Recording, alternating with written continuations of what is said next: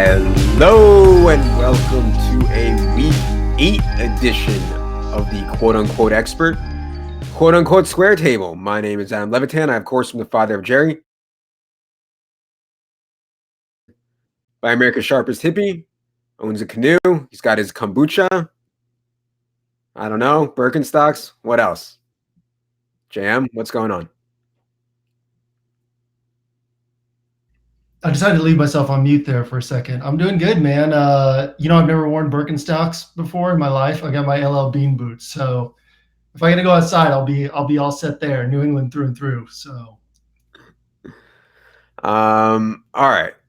I want to talk about this slate. Enough dilly-dally, because this is maybe the deepest slate that I can remember with bye weeks in a long time. There's so many plays, I think, that are viable, particularly at the running back position. So I hope that you and I can narrow down the pool here, because right now my pool is way, way, way too big. Is that the way you feel about this slate?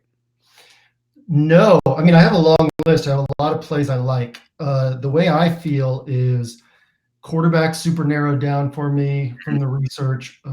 Defense, tight end are super narrowed down for me. Running back, I have 5 guys that I really want to play. I guess 6 guys that I really want to play, and a lot of guys that I like, and then that I like their upside, and I could see mixing and matching them in tournaments and playing a bunch of lineups. But for me, it's a very narrow court running back and the wide receiver. Maybe you can help me out there because I have a ton that I like and nothing I love. So maybe I can help you out at running back. You can help me out at wide receiver. The way I'm seeing this slate right now is I'm letting running back, quarterback, like all these sources of certainty dictate my roster construction. So I'm going to lock in the quarterback, the tight end, the defense, the running backs I like, and then mess around with salary from there at wide receiver. A lot of interesting things to dig through in roster construction this week. So maybe we'll get to some of that. It's always kind of tough to tell, Adam, if we're talking about best plays on the slate or if we're talking about roster construction, because we're going to get to guys like Todd Gurley, who is clearly one of the best plays on the slate, but roster construction works a little better without him. But we'll touch on all those points this week. But yeah, I'm excited to get to running back now because there's some things that I think really stand out above the rest. Yeah. I think to your point about roster construction, one thing about this show is like it's cool to talk about guys in a vacuum and football players in a vacuum and projections in a vacuum, but unless you're talking about it within the context of the slate, it's kind of meaningless to people playing DFS. So that is one thing that I think makes a lot of sense about this show and why so many of the hippies and non-hippies give us such positive response to it. Anyways, let's get to quarterback, where I agree with you. It is very narrow at quarterback. One thing that DraftKings has done this year is completely condensed the pricing of quarterbacks. And we've talked about this a lot all year. Like the difference between the best quarterback, like playing CJ Beathard versus Jameis Winston last week, was only a $1,500 difference. I mean, it's just crazy how much they've condensed it. This week, we have guys like Jared Goff and Ben Roethlisberger at 6K, and that's the cheap range. But I want to start at the top with Patrick Mahomes because on paper, Patrick Mahomes is the most expensive, but he's not that much more expensive than the rest of the guys. That said, on paper, the way to beat Denver is pretty obviously with the run game, a Kareem Hunt game. 28th DVOA against the run, 2nd DVOA against the pass are the Broncos. So even though it's not really paying up, I don't even want to call it paying up when Mahomes is only 7K. But do you see merit at all in paying up for Patrick Mahomes? When I read through the NFL Edge on Thursday and made my initial player grid, I put Mahomes as a cash game play, which for me, or as a tier 2 play, which for me is a guy who's not going to fail. And I have him marked as appropriately priced. So basically, like, I would be fine playing Mahomes. This is a week where I expect we get 3, 4, 5 guys at least who outscore him, and they all cost less than him. So by that token, I'm going to move off Mahomes myself. Like, he's not a guy that I am moving around salary to pay up for. With that said, I mean, again, as we said last week, we're not talking about bad plays here. I guess we do. I brought that up specifically in regard to CJ Beathard last week. So maybe we do talk about bad plays from time to time. That was the rare one that was on you rather than on me. But yeah, I mean, Mahomes is a great play. Nothing wrong with him. He's matchup proof. But like you said, the way to beat Denver is not going to be attacking through the air. I think that Mahomes puts up a really solid game. I think he's appropriately priced, but he's not a guy I'm moving around salary to get to. Yeah. Okay. I think the most popular plays in the 6K range will be Jared Goff and Ben Roethlisberger. I can't believe, I don't know what DraftKings is doing with their Rams pricing. I can't believe they didn't bump up Todd Gurley's price after he was like 50 something percent owned and he had 3 more touchdowns. They left him at 9,800 and Jared Goff was 6,600 last week. They moved him down to 6K for a matchup against Packers defense, which, yeah, they get Jair Alexander and Brashad Breeland back. But I still think one of the leakiest secondaries in the league. Do you have a preference between Goff and Ben, and are these the two guys that are at the top of your list? They're not the two guys at the top of my Oh, list. wow. They are on my list, and there's only one guy at the top of my list. Wow. Okay, I can't wait to hear. So I got Jameis above Rodgers. I have Jameis above Ben from a floor ceiling perspective. So I'm going to go through. I'll go through all 3 of these guys real quickly. But Jameis, any way you break it down, he has the highest likelihood of any player on the slate of a 300-yard passing game. Nobody else on the slate has a higher likelihood of a 300-yard passing game than Jameis. If you want to go into all the numbers, you can read the NFL Edge. But when you break it down, he's likeliest to throw for 300 yards. Bengals are, I think, still 29th or 30th in red zone defense. Great spot for touchdowns. Here's the big thing, though. Bengals are significantly below average in time of possession. Bucks are pretty far below average in time of possession. Bucks are already 9th or 10th in the league in plays per game. There's so many available additional plays against 2 awful defenses. I love this spot for Jameis and to a lesser extent for Andy Dalton, whereas that Goff, we'll start with the Goff and Rodgers game. Both teams are significantly above average in time of possession. Both teams allow among the fewest opponent plays per game. So we're losing like 4 full minutes off of what these 2 teams usually get you. Goff has rarely been above 32, 33 pass attempts, and the way to beat the Packers is on the ground. Mike Pettine's pass defense plays everybody back. They usually have 6 defensive backs. They're defending against the pass, and the way to beat them is running the ball. Rams are 31st in pass play rate already, so just makes sense for them to lean on the run a little bit more. Goff will probably have a good game, right? But just the chances of him having a 32 attempt game and 250 yards are way higher than they are for Jameis. So less safe.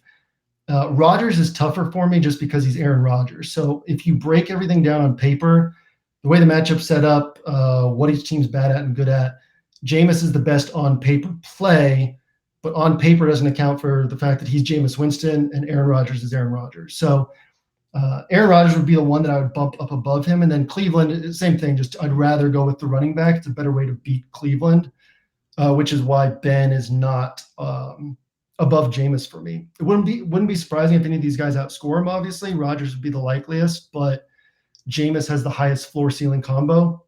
So for me, it's Jameis, man. If he's going to be underowned, then all the better. I love it this week. Yeah, that's interesting. I'm concerned about this spot as a whole for the Bucks. Obvious shootout game against Atlanta, and we were all over Jameis in that game. So was everybody else. I thought Jameis was a really good play last week. I ended up playing Jameis on FanDuel, paying up for Jameis on FanDuel last week, and that worked out in the home game against the Browns. Now going on the road to Cincy, and I understand that Cincy's defense is extremely banged up. One place they're not banged up is in their front 4. Which I think could give Tampa some problems. But just in general, like Tampa going on the road here, I feel like they could fall flat here. And I think it's so likely to be a shootout between the Rams and Packers that I would probably lean towards Goff. But honestly, I think Ben and Rodgers are right there with Goff too. And I actually have them above Winston. So that's interesting. I think you will catch Jameis a little bit under owned, maybe like 5%, but nobody's going to get really highly owned because I think Mahomes, Ben, Goff, and Rodgers are all going to take on a lot of ownership. Ben coming out of a bye. I guess we can talk more about the Steelers spot when we get to Connor and Antonio Brown. Let's save that for that. Anything else? I'm going to read some stats real quickly. Is that cool? Yeah, I want to hear it. Bengals and Bucks, and this is why I just like this game so much. Cincinnati's 30th in drive success rate allowed. Tampa is 28th in drive success rate allowed. Tampa is 29th in yards allowed per game since he's 31st. Tampa's 32nd in points allowed per game since he's 28th. Tampa has the most yards per game in the league. And then they are ninth, I believe, ninth in plays per game. And Cincy allows among the most plays per game. Do you fear like a philosophy change from Cincy? And I've been worried about this ever since they lost Gio Bernard and Tyler Eifert and John Ross and Billy Price, that now in this Mixon offense, they play slower. They pound the ball more. That's going to lead to fewer plays per game like they did last year. They were among the league's worst in plays per game last year, if I'm not mistaken. Yeah, I mean, they're bottom 3 in plays per game right now. They can't really sustain drives, so that doesn't concern me. And Tampa, I know they're banged up on defense, but this is a really good run defense. I mean, just the way to attack them isn't on the ground. And the Bengals can be hit for deep passing, which is not something that we even had against Atlanta. Atlanta obviously allows a lot of 20-plus yard pass plays, but it's with catch and runs. Since he can be beat deep, bottom 8 in – actually, both teams are bottom 8 in 20-plus yard pass plays allowed and 20-plus yard rush plays allowed. Both Tampa and the Bengals are near the bottom of the league in those categories. So, I mean, again, shootouts come from not from teams that can slowly move the field and sustain drives, right? Shootouts come from big plays turned into these back and forth situations. So, again, having downfield threats on both these teams, having guys who can score quickly, just a lot to like in this spot, man. This is my favorite game of the week. There's some other games that are going to be really good, but this game stands out to me above those ones. All right, let me ask you to remove Jameis for a second. Do you have a preference between, or a strong preference between Goff, Ben, and Rodgers? Yeah, Goff would be at the bottom just from a floor perspective. Rodgers over Ben just because he's Aaron Rodgers. And I do think, obviously, we both think the Rams are going to score a lot of points. Rodgers chasing, Rodgers throwing the ball, second in pass play rate in the NFL, even though the best way to attack the Rams is on the ground.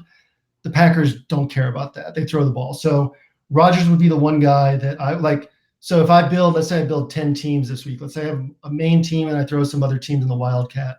I'll mix and match Rodgers on a couple of those teams and then probably go Jameis with the rest would be the way I would do it. Rodgers is the guy with obviously the clearest, highest upside on this slate. I just like Jameis's floor ceiling combo a little bit more. Let's go a little bit off the board at quarterback. Do you have any interest in maybe something like Andrew Luck, who has all of his weapons finally healthy, continuity along the offensive line? I think there's a third straight week they'll have the same starting offensive line, which you can't say, and I don't know how long for the Colts. Will have T.Y. Hilton healthy, has Jack Doyle healthy, has Eric Ebron, Nyheim Hines, Marlon Mack. Everybody's playing. Do you have any interest in Andrew Luck going out to Oakland for this very, very good matchup? Yeah, Luck is one of the 5 guys I have on my list as well. It's Jameis, Rodgers, Mahomes, Luck, and Ben. Goff is not on the list just because of the reasons I talked about earlier. But yeah, I like Luck quite a bit. 20 touchdowns in the year, man. He's only 2 behind Patrick Mahomes this season. The Colts play Colts play at the fastest pace, but it's not even close between them and Cleveland, who's at number 2. Colts are essentially games against the Colts are like games against the Eagles with Chip Kelly there as far as how quickly they're playing, how many plays they're putting up per game. So, yeah, I like Luck quite a bit. My one concern in that game is the Raiders slow things down so much that, play volume is always a concern against them. We can get to that a little bit more with Mack and T.Y. Hilton. I want to pick your brains on Hilton, but yeah, Luck. And then, yeah, this is kind of like this is the third straight week that something's really stood out to me at quarterback, and I've tried to just not overthink it. A couple weeks ago, it was Tampa and the Falcons. Last week, it was Baker Mayfield, who didn't work out quite the way I wanted, but still a really solid score. So, yeah, I mean, I'm just kind of trying to pour that extra mental energy into other spots with James walked in for me. Yeah, I mean, we've already spent too much time at quarterback considering the most likely result is all these guys score within like 5 points of each other, right? Yeah, exactly. I mean, worst case, you're going to get 22 points from the guy you take, and somebody else gets 27 points. Not that big of a deal. Right. That's the thing. When I start expending a lot of energy at quarterback, I'm like, God, this is such a waste of time. You know what I mean? It's like, and because it's the first position listed, I think a lot of people start their rosters there. And then obviously stacks dictate things. I think it's a suboptimal approach to worry too much about quarterback with whatever time we have in the week.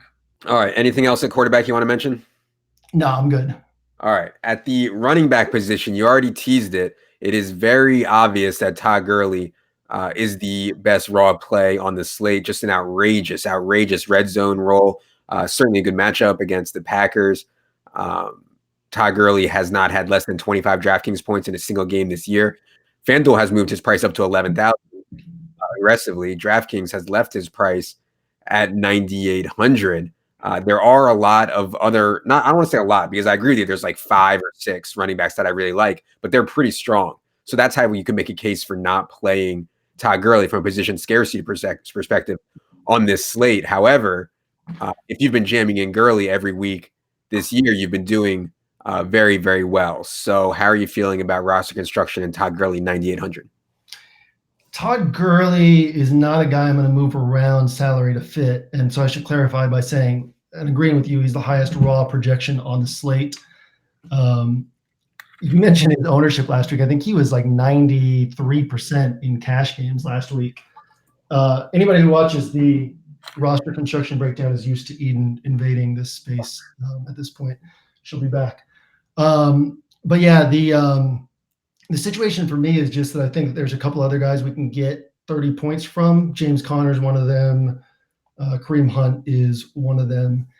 And if you pay that 9,800 price tag for Gurley, it makes it a lot more difficult. You could make a case, like let's say you just move up from James Conner to Gurley, and then you move down from Kareem Hunt to Marlon Mack or Phillip Lindsay. Doesn't quite save the money that you need, but I think those savings can be used better elsewhere. Do you have a different take than that? How much have you messed around with rosters this week? Do you have thoughts on that?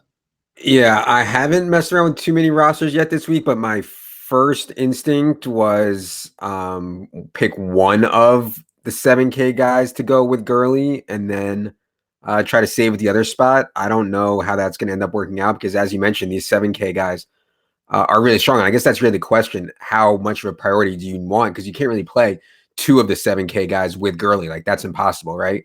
So the question becomes, how badly do you want the 7K guys? So let's go right to that range there. I agree with you. I wrote about James Conner today. I think one of the best plays on the slate, 36 touches in that overtime game in week 1 when the Steelers played the Browns. I just think this is an awesome, awesome spot for the Steelers as a whole, a spot where James Conner can be the focal point as they get a lead. We know the Browns are on back-to-back road games. We know the Browns have played 3 overtime games in the last 4 weeks. We know the Steelers are coming out of their bye and are very healthy. Expect the Steelers to be hungry here at 3-2-1 and play really well. So James Conner would be on my priority. And then I guess becomes a question, how much do you want to prioritize Kareem Hunt? I know some people like Joe Mixon. So why don't you talk about the 7K range a little bit? Yeah, I'm with you on Conner being the priority play. Same as 2 weeks ago against the Bengals. He's sort of my cornerstone play. He's the first guy, alongside Jameis, the first guy that I'm putting in there. There's enough pricing flexibility that I don't have to worry too much about starting with some, optimal low-priced guy and moving forward from there. There's just a lot of different guys to like at the low end. So Conner is my main guy. If I were playing Gurley, I would play Conner with him. Hunt is a little tougher for me to get a handle on. I mean, you remember back in week 1, I was the only person talking up Kareem Hunt and probably lost people a decent amount of money with that. I got off of him at the last minute because of the way roster construction worked out. And, we saw in week 1 what his floor is. And they've cleaned up his role in the pass game. They've given him 22 touches in the red zone, which is 3rd in the NFL. So everything lines up for him. It's just a little scary to take Hunt over Gurley, or even to say take Hunt over Marlon Mack. Let's say that you're going to get 2 of these 5K guys. Marlon Mack's in a great spot. Phillip Lindsay's in a great spot. So do both of those guys match Kareem Hunt? Can we save that money and get the same score from those guys? That's a big question for me. Mixon is. I mean, I have a lot of respect for this Tampa run defense. I don't know why. Yeah, well, you should know Gerald McCoy, no Vinny Curry, and no Quan Alexander for the Bucs. Yeah, absolutely. And they were missing Gerald McCoy and Vinny Curry last week, weren't they? Yeah, not out. Quan tore his ACL last week, but yeah. Okay, I mean it's just it's a good run defense and it's focused on the run. So I'm not saying I think Mixon's going to have a bad game, but if we're talking about, we've got Phillip Lindsay and Marlon Mack down low, and we've got Kareem Hunt, James Conner, Todd Gurley.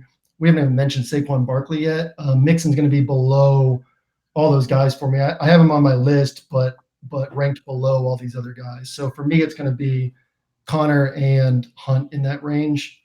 What are your thoughts on Hunt as far as his usage, his floor and ceiling, his chance of hitting a dud this week? So the concern when you roster Kareem Hunt is always he is unlikely to play in the 2 minute drill.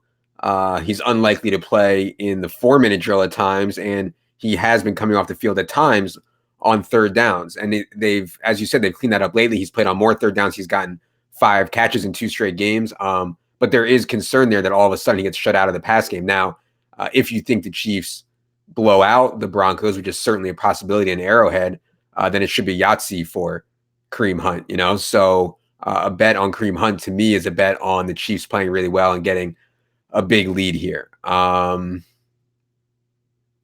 I don't know, man. By that token, you would say, and I don't want to like box you into this because it's Friday, but by that token, you would essentially say don't play Kareem Hunt and Philip Lindsay together, right? Yeah, I prefer another guy in the 5K range to Philip Lindsay, which we'll get to. Okay. Which we haven't even mentioned yet. This is what I'm saying. There's a lot to go. There's a lot to go on here this week, my boy. Yeah, I'm guessing this is Kerryon Johnson is going to be this other guy. This is going to be this other guy. Let's get to the 5K range. What do you have for us? Let's get to the 5K range then, because this is where it gets interesting. To me, Kerryon Johnson is already one of the most talented backs in the league, and I don't normally factor that in at all, but this dude is ripping off 10 plus yard runs at the highest rate in the league. And now we've seen him move ahead of LeGarrette Blount, 19 to 10 in carries last week. Did get 2 carries from inside the 2-yard line. Theo Riddick is out again. Kerryon Johnson ran a route on a season high 58% of Matthew Stafford's dropbacks last week. I understand it's not an ideal matchup against Seattle coming out of a bye, getting KJ Wright back. I get that. I think Kerryon Johnson, with 2/3 of the early down work and most of the pass game work, is a better play than Philip Lindsay, who's going to share time with Devontae Booker. Philip Lindsay, who's going into Arrowhead, where the Broncos could just get absolutely pancaked. And the concern with me on Marlon Mack is this ankle thing. I don't know what's going on. Limited on Wednesday, out of practice on Thursday, full practice on Friday. Seems like he'll be fine.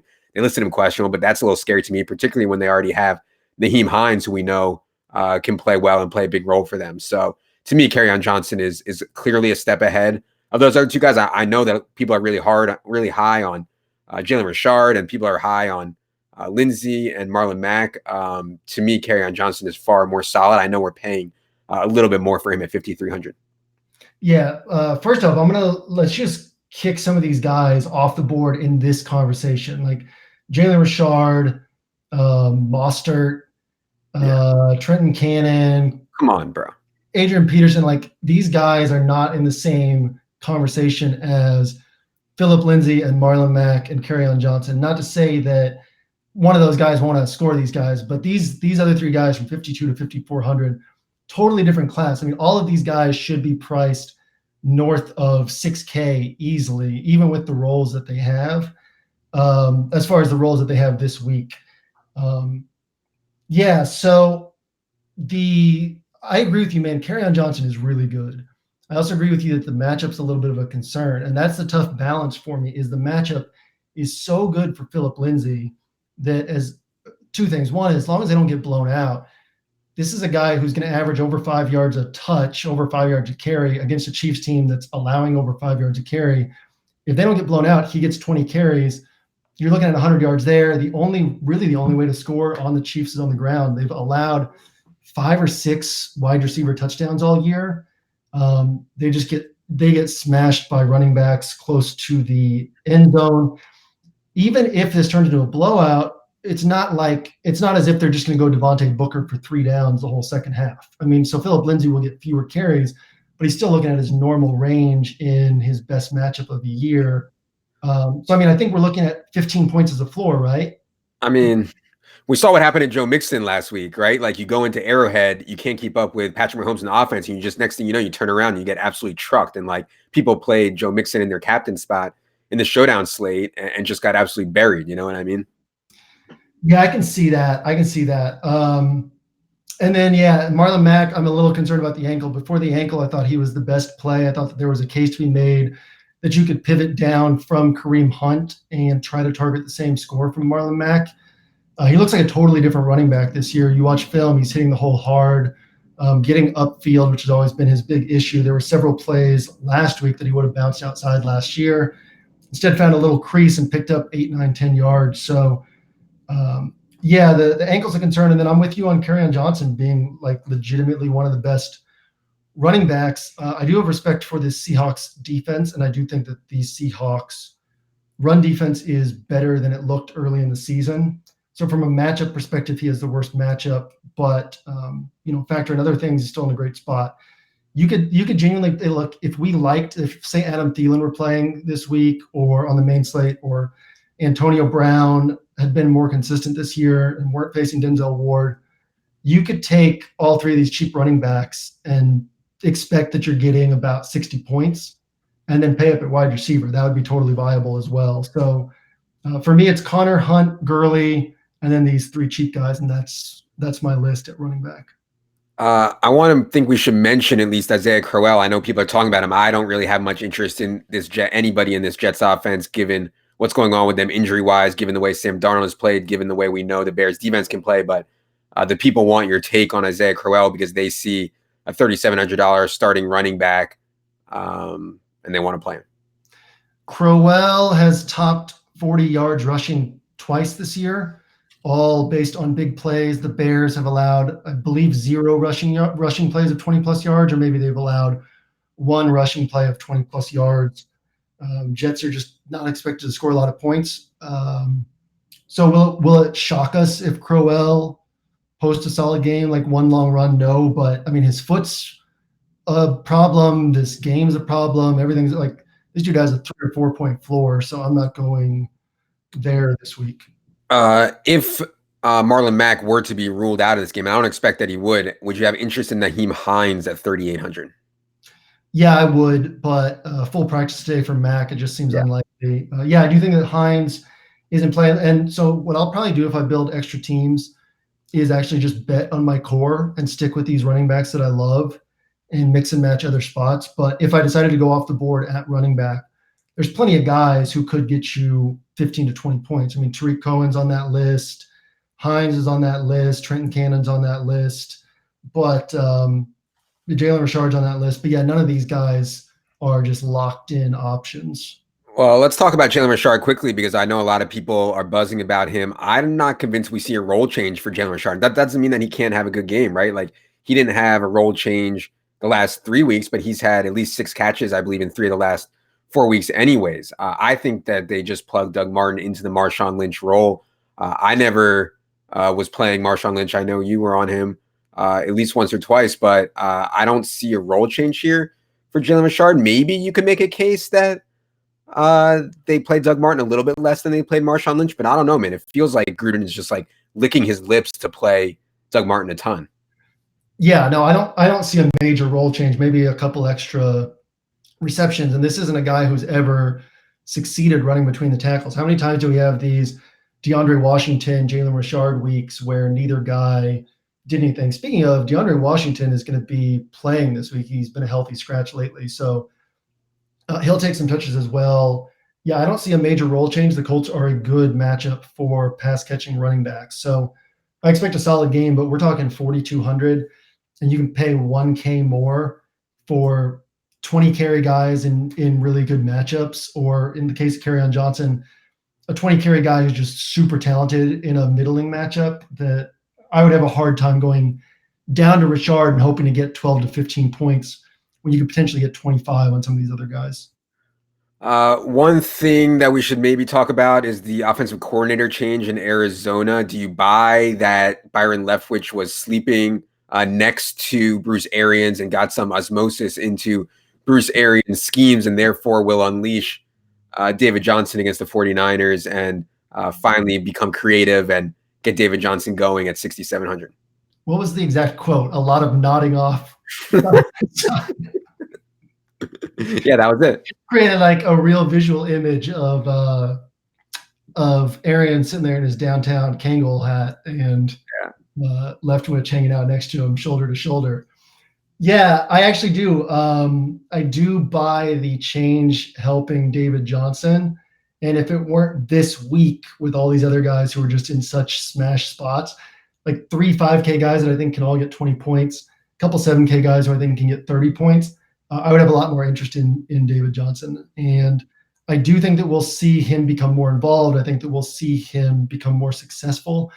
The issue is this is still a team. I think their time of possession is under 25 minutes a game, which is mind blowing, and still a really bad offensive line. And yeah, I mean, it's just not a good offense. So David Johnson's not a guy I'll pay up for this week compared to some of these others, but I do actually like him. I do think the switch will help him over the next few weeks. I agree. Okay. Anything else at running back? I want to mention Saquon just because he has legitimately had 4 or 5 of the toughest matchups you can have in football. He's faced all 3 of the top 3 teams in yards allowed per carry. He hasn't had a dud yet. So Washington has actually been good against the run and really limited opponent plays. But if anybody can put up 30 points in this matchup, it's Saquon. So Yeah. I think he's viable in tourneys. Yeah. Dude is a beast. Okay.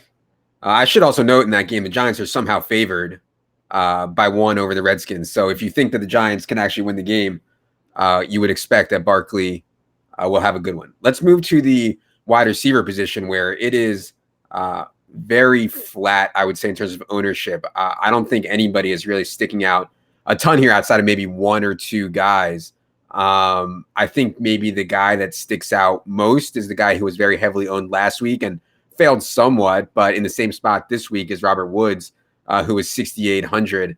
Once again, Robert Woods would have had a bigger game if needed last week. I think pretty obviously was not needed. The idea this week is obviously he will be needed because Aaron Rodgers is on the other side of the football this week. So we once again can talk about Robert Woods versus Brandon Cooks. We can once again talk about, is Robert Woods a must play with Cooper Kupp on the sideline? He's not on my must play list. He's farther down than some of these other guys only because we got to think about all the ways that points get piled up, right? Points get piled up from receptions, from yards after catch, from touchdowns. And just volume is a bit of a concern in this offense and in this game. So if, let's say, Goff throws it 32 times and we know that Gurley's going to be involved, we still could be looking at 8 or 9 targets for Robert Woods against a team that has been, like, let's take talent and names out of the equation. This team, and I know they haven't faced a ton of imposing offenses, but just this whole defense is geared towards stopping the pass. That's how they run everything.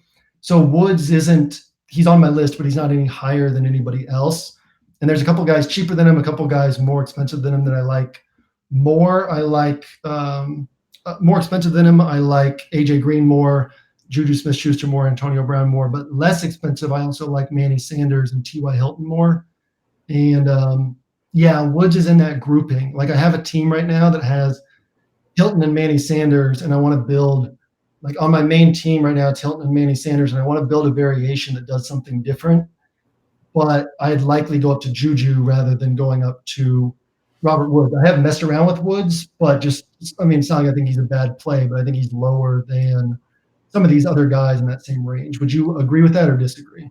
I think Robert Woods is a pretty awesome play. I don't really think that, despite what Green Bay has tried to do in their secondary, it hasn't been effective at all. And as you mentioned, like, in 4 of their 6 games, I mean, they faced awful pass games. I don't have it in front of me right now, but I think their numbers are a bit skewed. They were terrible DVOA versus number 1 receivers last year and are sulking towards the bottom again. So I think Robert Woods is a little bit better play than you. But I do think T.Y. Hilton is an awesome play. I wrote about T.Y. Hilton today in my article. People are going to click on the game log and be like, oh, T.Y. Hilton only had 25 yards last week. I can't play him. The Colts happen to be facing the worst offense in the history of the NFL. So T.Y. Hilton was not needed in this matchup. T.Y. Hilton will be needed. I think that the Raiders are going to play well here despite Amari Cooper's absence. Definitely could be wrong. But either way, I expect Andrew Luck to return to his voluminous ways where he was on pace before last week to set the NFL record for pass attempts, and T.Y. Hilton working underneath, working out of the slot. And really, dude is like 6th in the league in targets inside the 10-yard line, despite missing 2.5 games. So he has been a red zone threat. Slight concern that Jack Doyle is back, I think, but not a huge concern. I think T.Y. Hilton should be in the 7Ks. He's 6,300. Yeah, talking about Doyle, one thing, and I don't love that Doyle's back, but one thing I like about this matchup is that the Raiders have allowed the fewest tight end receptions in the NFL. That's the one spot where they've been really good. My only concern about the Raiders is they've allowed I think this exact stat is the 5th fewest wide receiver receptions in the league. Deepest ADOT in the league, worst at yards allowed per catch. Worst at yards allowed per catch, also worst at yak per reception. But because they limit opponent play volume so much, we keep getting disappointing lines. You can go through the list of players who have just had this pristine matchup against the Raiders and have disappointed. That's my one concern about T.Y. Hilton. I obviously like him quite a bit, but that is my one concern. I'm hopeful that the Colts running so many plays on offense will sort of offset this and still get T.Y. Hilton to his 10 or 11 targets. Love that you brought up the red zone role as well. Never been a huge touchdown scorer in the past outside of long plays, but that's changed with the construction of this offense this year. Let's talk about the Pittsburgh guys, because I think that they're interesting at a minimum. Antonio Brown in tournaments always. How worried are you that he will be shadowed and limited by Denzel Ward? I mean, to me, Denzel Ward's a baller for sure, and he kind of matches up with the same body type as Antonio Brown, smaller and quicker still. As I mentioned, I expect Pittsburgh to play very well in this game, and when Pittsburgh plays well, Antonio Brown typically plays well also. You only save 1,100 by going down to Juju. What do you think about the Pittsburgh guys? Yeah, man, I'm having such a hard time with wide receiver. It's like all these guys that we're bringing up are guys I like, and nobody's standing out to me. And with this flexibility and pricing that I would be comfortable going down, say from Hunt to one of these other 5K guys, there's a lot that I could do at wide receiver, and I just don't know yet what that will be. Antonio Brown, you talked about the matchup and the way that Ward actually matches up with him. It's a bit of a concern, but we've never been concerned about Antonio Brown in man coverage. I think the bigger concern is just usage. We're not seeing consistent 15, 16 target games because Juju is commanding a lot of work. We have Vance McDonald dominating when he catches the ball. We have James Conner obviously carrying a big role. Not that that's different from the past, but yeah, just for whatever reason, the volume hasn't been there for AB to get him these. We used to roster him the way we're rostering Gurley right now. Like if he got below 25 points, we were disappointed, and we knew that every time you rostered him, you could get 35 to 40. We haven't seen that this year. Not that it won't show up, but it makes him not a priority for me, if that makes sense, but still a really good play. Juju, I like Juju if we go the next step and say, all right, what if Denzel Ward does match up well against Antonio Brown? Well, obviously Juju is going to be super involved. In PPR scoring, the Browns allow the lowest catch rate in the NFL. They are just super aggressive on the ball. This used to lead to a lot of yards after catch. This year it is not. So obviously like 11 targets could turn into only 6 catches for Juju, but still looking at probably a 100-yard projection or close to that with touchdown upside.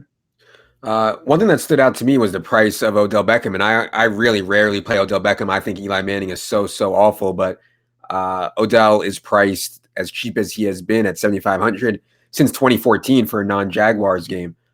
Odell has seen massive volume for a guy at 7,500. I mean, he's seen at least 10 targets every week. The quality of those targets is not that great because they come from Eli Manning. Not a great matchup against the Redskins either, but you have an interest in Odell at 7,500. 2 things on that. So one, last week was the week to play Odell. When I wrote up that Monday night game, I never, you and I rarely play the showdowns, or I never play the showdowns. And I genuinely considered playing that one just because I figured people would shy away from Eli and maybe go underweight on Odell. And it was just like the perfect spot for Eli to have a good game. The way the Falcons play defense matched up so well. With that said, the price has definitely stood out to me. Today I was trying to narrow down my wide receiver list, and I got to Odell Beckham, like starting to delete him, and just couldn't pull the trigger because realistically, he's still a guy you have to recommend at 7,500 in any matchup. So yeah, I love his upside. Not a priority play, but I think that he's in a strong spot. I wouldn't play him in cash games, but large field tournaments, I think that he's a guy who could still get 30 points. All right, we can come back to some of these other high-price guys, but I do want to touch on low-price guys. If you do play Todd Gurley, you're going to have to play some wide receivers under 5K. I don't see much great under there. I mean, Michael Crabtree has been seeing a lot of volume, but his ADOT is so low. His yak is so pathetic. Jordy Nelson is 33 years old and would be tough, I guess, for me to pull the trigger there at 4,700. I don't know. Martavis Bryant, if he was more consistent, would excite me, and maybe he still does. excite me just because he's like one guy sub 4K that could actually score a long touchdown and like break the slate. Like, and Martavis is going to be out there a ton. I mean, he's going to start now. Amari Cooper was playing 87% of the snaps, getting 6 or 7 targets a game. Seth Roberts did get cleared. Does anybody of those guys or anybody else below 5K stick out to you? Oh, I have one more guy I want to talk about too below 5K if you don't have anybody. When was the last time you played a 33-year-old dude who runs like a tight end? Never. You're not playing Jordy Nelson. You said he might be tough to pull the trigger for me. No kidding. First film I watched of the Raiders this year, I was like, who's this white tight end they have out there? So yeah, nothing I love on Jordy. And here's the thing. I think there's a lot of good floor pieces under 5K because it's gone kind of overlooked the culture running this Tampa 2 defense.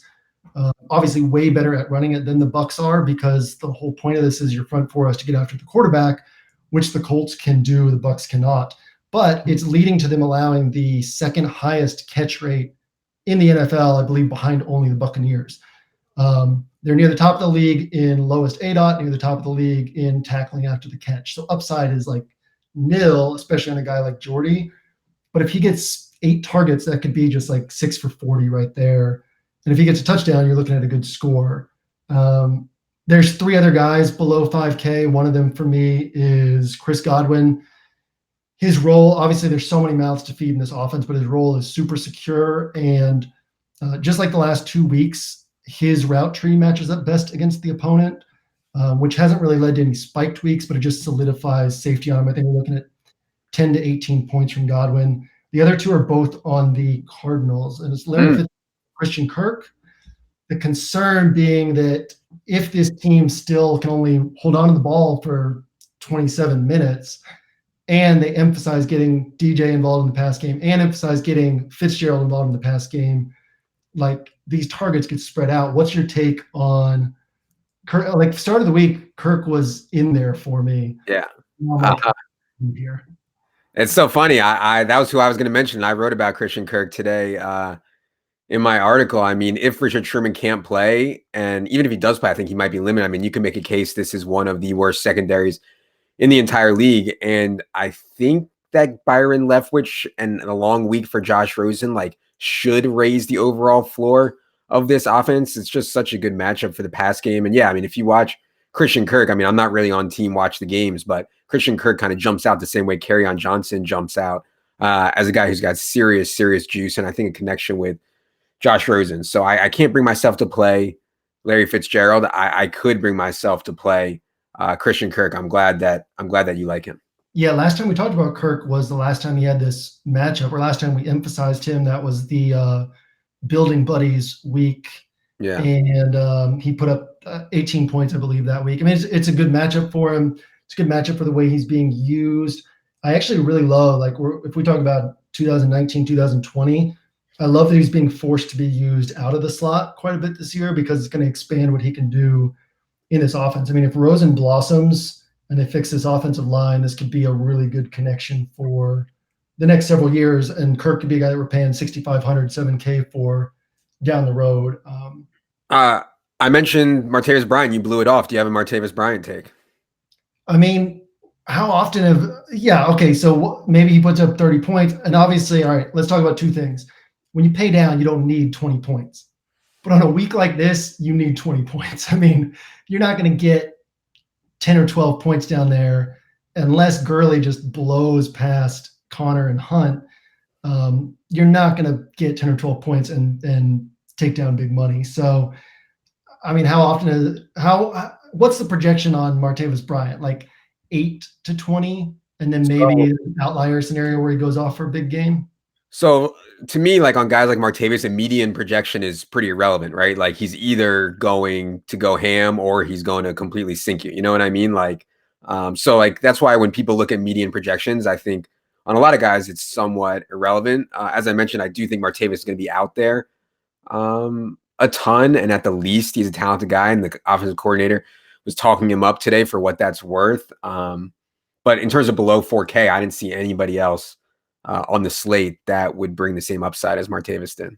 Yeah, I'm with you. It's kind of interesting when we get into discussions on guys like Martavis because you're a heavy cash game player and I'm a one lineup guy or limited lineup guy. So we're usually focused on best plays on the slate. So when we bring up Martavis in the context of these other guys we're talking about, um, he doesn't stand out the way these other guys do. If we just talk about upside, absolutely, there's upside there, and other guys I think with upside that aren't really worth digging into, but are worth mentioning are Sammy Watkins, Tyreek Hill, and Brandon Cooks alongside Woods. Those are guys we didn't get to that all have upside as well.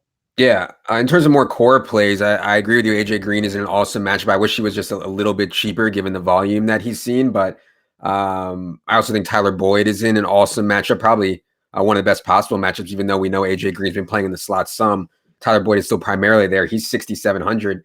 I wish Tyler Boyd was a little bit cheaper too, and then Devontae Adams would also be on my list as a guy. Dude is just a baller, and Aaron Rodgers loves throwing to Devontae Adams. Any takes on those guys or anybody else you want to talk about at wide receiver? Yeah, the Devontae Adams thing is tough for me, man. I have only two guys listed in tier 1 right now, and one is Manny Sanders and one is Devontae Adams with a question mark next to him. Like I just don't feel comfortable. The Rams Marcus Peters, as I've been saying for years, is not that good in coverage. He's an aggressive corner. He makes splash plays. That's fun in real life, but he's not a guy to shy away from. But the Rams have actually really limited wide receiver production. Not that we're super worried about that with Rodgers and Adams. The bigger concern is Adams had 42 targets in 3 games without Cobb and Allison and 29 targets with them on the field. If he's averaging 14 targets a game, I'll take him in this spot. If he's getting 9 targets, I'm a little more iffy at his price tag. And yeah, Boyd and Green, obviously I like this game a lot. I'm with you. I wish both of them were priced lower. I have both of them marked down as appropriately priced. And same thing, Mike Evans, appropriately priced. And really like Deshaun Jackson and John Brown, just if we're saying guys with lower floors who could get you 25 to 30 points. All right. Anything else the wide receiver position before we move on? No, if somebody's making a list off of the wide receivers we like, everybody need more memory space on your computer. We did nothing. It's crazy. It's crazy because recently I've liked like no one at wide receiver. Like that's one of the reasons that I played Thielen last week. It was like I didn't like any wide receivers. You know what I mean? So I felt like I had to play Thielen this week. I think there's so many that you can make a case for, as we just outlined. All right, let's move to tight end, where it sounds like you have your heart set on somebody. I don't have my heart set on anybody. Can I take a guess at who your guy is who your heart is set on? Yeah, I've got 3 tier 1 plays, but there's one I'm locked on to, and then a couple others that I also like. So take a guess. You got 5 guys you could hit. God. All right. I don't think you're going to pay up, so I'm not going to say it's Travis Kelce. I mean, Travis Kelce is an awesome play, but I don't know if he fits with roster construction. Am I right or wrong? No, you're right. Kelce's not the guy, but okay. I would love to have him. Yeah, I mean, obviously, so would I. Is it? All right, I'll guess CJ Uzomah, considering how much you like this game, considering the matchup against the Bucs. It's not, and the only reason it's not Uzomah is because he's actually not even on my list, but he's barely didn't make the cut, just because I think we get 15 points from some of these other guys, 15 to 20, and I think we're getting like 8 to 12 from Uzomah. You want to take another guess? Or you want me to say it? Yes. No, I want to keep guessing until I get it right. God damn it. Is it Vance McDonald, who has been a rotational player, but been a beast in terms of yards after the catch? This is a fun game. It's actually valuable because you get to give your take on these guys. No, it's not Vance McDonald because I'm scared about the volume there. Yeah, no, it is scary. Volume, but it sucks to play Vance McDonald and then watch the Steelers games, and every time Jesse James catches the ball, you think that it's Vance McDonald for like a half second. It's so brutal. It sucks too. You know how many times this year I've been 1 week early on players, and then it looks like I made the wrong call because it didn't work out, and then it's like everything sets up and they just had one down week. All right, I'm gonna keep guessing. To me, this spot sets up really well for David Njoku. We know that Joe Hayden and Mike Hilton are two of the better corners in the league. I think the best spot for Steelers to be attacked is with the tight end. David Njoku has been playing a ton. Baker Mayfield likes throwing to him. Is it David Njoku? It is David Njoku. Oh, yes. Yeah, that's for the reasons you said. I mean, he's out there a ton, super athletic, and it stood out to me. I think it was a couple weeks ago. I wrote in the NFL Edge, talked about how CJ Uzomah again was playing the Steelers. I talked about how Uzomah hadn't seen any schemed targets, so we're looking at him just having to run into targets. And then I went and watched some more Steelers film, and it just like popped out how much they filter targets to the tight end. I amended that in the player grid that week. I put CJ Uzomah in tier 1. He had 7 targets that game. I think he's seen 2 in his other 2 games. So just when you play this team, they just filter everything to the tight end. It's a great spot for Njoku. I mean, we know he's kind of locked into these 6 to 7 looks, which already gives him a really nice floor at his price. And then nice upside. The thing for me, I would love to get up to Kelce because I think he could actually get 25 to 30 points. The fear is that you move around salary, pay an extra $2,200 to get up to Kelce, and then Njoku still puts up 18 to 20.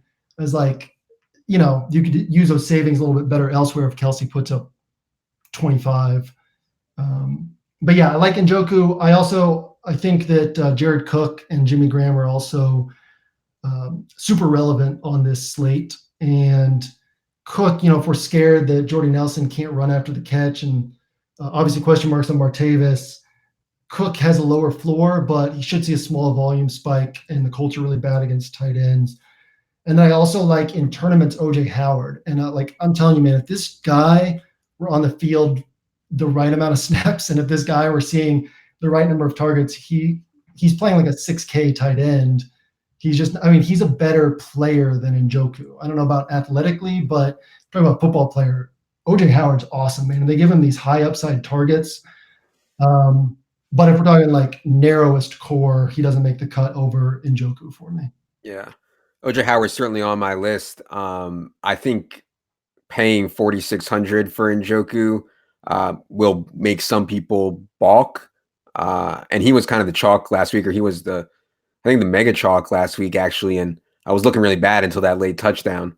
But then again, a lot of the Browns were looking really bad until second half when the offense actually started playing well. One guy you didn't mention is Jordan Reed. His price has come down to where he was in the 5Ks. Now he's 4,500. And Jordan Reed, I don't know what's going on, man. He's healthy. He's the only one who's healthy, and they still don't throw him the ball. I blame it all on Alex Smith. Yeah, I mean, this offense, all they want to do is run the ball. Yeah. And why not? They're 4-2. Alex Smith is not, doing his thing. Yeah, Jordan Reed looks good out there. I don't have any issues with him, but in this offense, in this game, there's just other spots that I like quite a bit more. Right now, I'm toying around with using Njoku on my main team and then doing something different on a second main team with either Kelce or OJ Howard and seeing what hits there. But those are Jimmy, Njoku, Cook, Kelce, and Howard are the guys that I really like this week. Didn't mention George Kittle, who's just tearing through the league right now. He is up to 5,500, but that's only 900 more than Njoku. Do you have any interest in Kittle? Yeah, I'm always fine with Kittle. I forget why he's not on my list. It might be Arizona's really good at tackling after the catch might be it. I'd have to look at the NFL Edge again for that. But yeah, I love Kittle. And this is another week. Last week I started out with Kittle in my flex spot at the start of the week. I mean, I think this is another week where if we didn't love so many things at running back, you could go Njoku and OJ Howard, or Njoku and Kelce, or even Cook and Kelce. I mean, different things that would give you a lot of upside using your flex spot at tight end. These guys are all kind of underpriced. It's just we have the same thing at running back as well. Yep. All right. Anything else off the board at tight end? I don't know. Trey Burton, anything? No. I had a buddy bring up Jeff Heuerman today at 2,600, and good matchup against the Chiefs. And if he gets you 10 points at 2,600, that allows you to do a lot, but not somebody that I'm playing. No, come on. We got to aim higher. Okay. Let's move to defense, where I assume we're on the same page. I mean, I can't believe what DraftKings did with the price of the Steelers defense. It's 2,300. As we've talked about, I think this Steelers defense is rapidly improving. Getting Mike Hilton back, I think, was huge. Getting Joe Hayden healthy was huge. Allows them to send more blitzers, and TJ Watt is playing at a really high level. I can't believe they're 2,300 at home off a bye against Baker Mayfield, who's on back-to-back road games, third overtime game in 4 weeks. Like, I just don't get it. Yeah, Browns have taken what I believe the most sacks in the league, turned the ball over the second or third most times. Yeah, Steelers are. This is the most lock button play as far as cash games that you could possibly have. Obviously, always a case to be made for doing something different in tournaments, just because defense is a volatile position. But it'll be surprising if the Steelers don't get 4 or 5 sacks and at least 1 turnover. So you're starting with a lot of points there that you feel pretty comfortable locking in. And if we expect the Steelers offense to do well, we expect the Browns to be aggressive in return, which will lead to more mistakes, which will lead to more opportunities for sacks. It's just a super overmatched spot for Baker Mayfield against what's actually a really good defense and an extremely good pass rush. Like you said, DraftKings just messed up pricing here, which is too bad. It would have been nicer if they were maybe 3,100 or something. Maybe they go a little overlooked. I'll throw out some other defenses that I think you could pivot in tournaments. I've got 3 main ones. It's the Chiefs at home against Case Keenum, the Bears against Sam Darnold, and the Cardinals against CJ Beathard. Mm-hmm. I think those could outscore the Steelers, but the Steelers have the highest projection by quite a bit. Yeah, I like all those. They're all on my list. I would also throw out the Bengals, which you probably don't like considering how high you are on Jameis Winston, but Jameis Winston has been extremely turnover prone and like 6 interceptions already, right? Yeah, I mean, it's crazy. And yeah, but the Bengals are extremely banged up. No Darqueze Dennard, et cetera, et cetera. All right. Anything else at defense we didn't mention? Ravens, Redskins against Eli Manning. No, I've got Colts and 49ers as like deep plays, but they're not ones that I will be playing. All right. It is the time that everybody is waiting for. These stacks to win $1 million. That's right. There's no reason for us to even do the show because we have the stacks that are going to win $1 million and then we're going to retire. Christian Kirk.